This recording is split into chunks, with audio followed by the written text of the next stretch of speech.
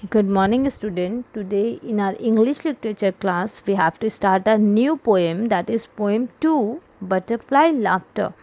So, this is our poem number 2. So, let's read the poem, then I will do the explanation. Okay. So, the name of the poem is Butterfly Laughter. In the middle, okay, so let's start.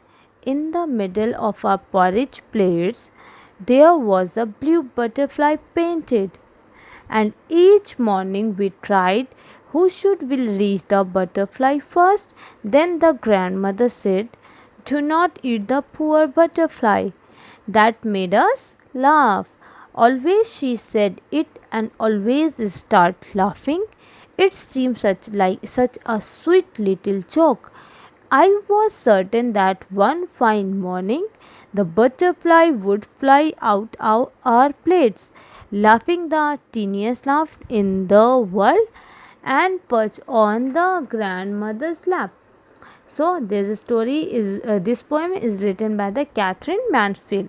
So read the poems after me once, then I will do the explanation. In the middle of our porridge plates, there was a blue butterfly painted, and each morning we tried we should reach the butterfly first. Then the grandmother said, "Do not eat the poor butterfly." That made us laugh. Always she said it, always I started us laughing. It seemed such a sweet little joke.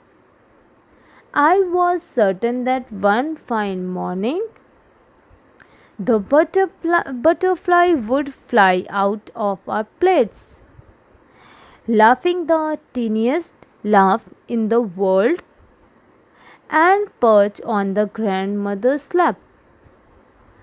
Writer is Catherine Mansfield. So here in the poem, इस poem में आपको क्या समझ में आया, किसके बारे में है poem? The poem is about the butterfly. Have you seen the butterfly fly on the above? Look here.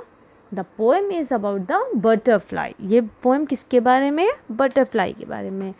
तो the story, in the middle of porridge place there was a blue butterfly painted.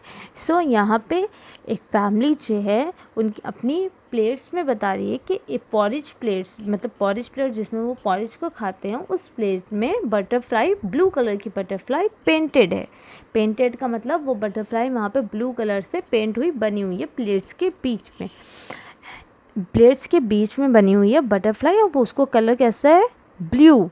अब वो वहाँ पे paint है. And each morning we tried who should reach the butterfly first. So हर सुबह जब वो लोग पॉरिज खाते हैं तो वो लोग क्या करते हैं, वो लोग आपस में एक दूसरे से बेट लगाते हैं कि पहले कौन बटरफ्लाई तक पहले पहुंचता है, मतलब कौन पहले अपनी पॉरिज को फिनिश करता है और उसकी प्लेट्स में बटरफ्लाई दिखने लगती है.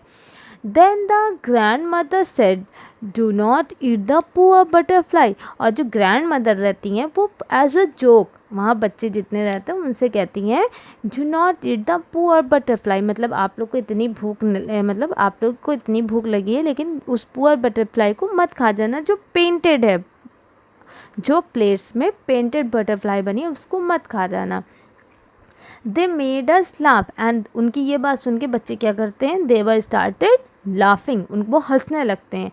Always she said it and always is started us laughing. वो हमेशा यही चीज़ बोलती हैं जब भी वो लोग मॉर्निंग में, the children when they in the morning when they were started eating the pottery, वो पॉरिज को खाना स्टार्ट करते हैं तो वो लोग सब आपस में बेट लगाते हैं कि पहले देखते हैं कौन पॉरिज को फिनिश करता है और जो बटरफ्लाई उसमें प्लेट्स में बनी है कौन उस तक पहले पहुँचता है, मीन्स किसकी बटरफ्लाई पहले दिखती है. तो उसकी ग्रैंड मदर क्या कहती हैं कि तुम लोग बटरफ्लाई के चक्कर में बटरफ्लाई को खा मत जाना, कि बटरफ्लाई तक जल्दी पहुंचने के चक्कर में तुम लोग उसी को खा जाओ.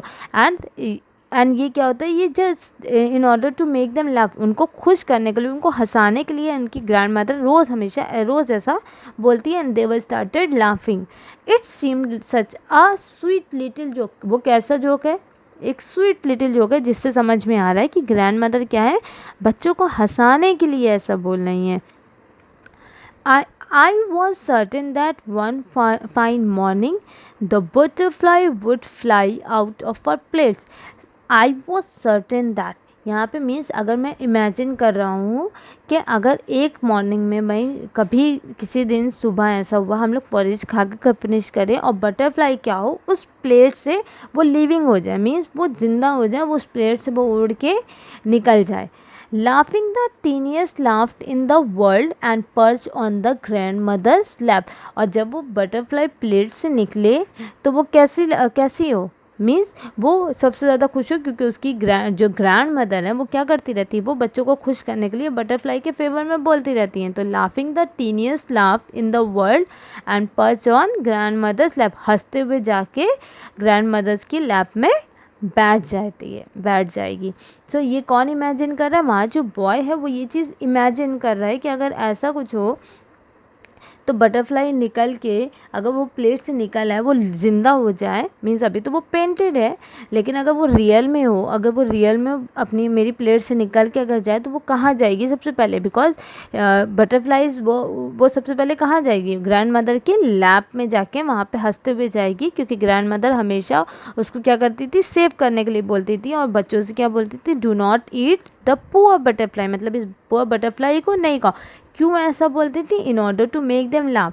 लेकिन वहाँ पे जो बच्चा था वो क्या सोच रहा था कि अगर बाई चांस कभी ऐसा हो कि कभी एक फाइन मॉर्निंग में बटरफ्लाई मेरी प्लेट से निकल जाए, वो मेरी प्लेट से निकल के फ्लाई करने लगे, सो क्या होगा, the laughing the teeniest laughed in the world, मतलब अपनी वर्ल्ड में सबसे ज़्यादा ऐसी खुशी जैसे हम लोग हंसते थे वैसी खुशी हुआ, and perch on the grand mother's lap, और ग्रैंड मदर की लैप में जाके बैठ जाए।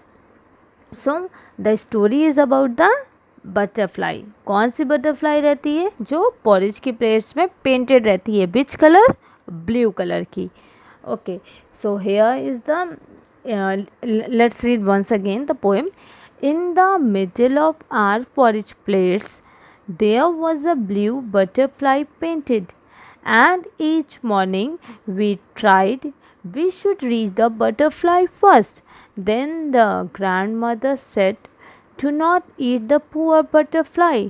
That made us laugh, and she said it and always started us laughing.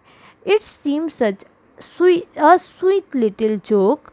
I was certain that one fine morning the butterfly would fly out of our plates, laughing the teeniest laugh in the world, and perch on the grandmother's lap. So here is the exercise is given, that is the comprehension passage, right?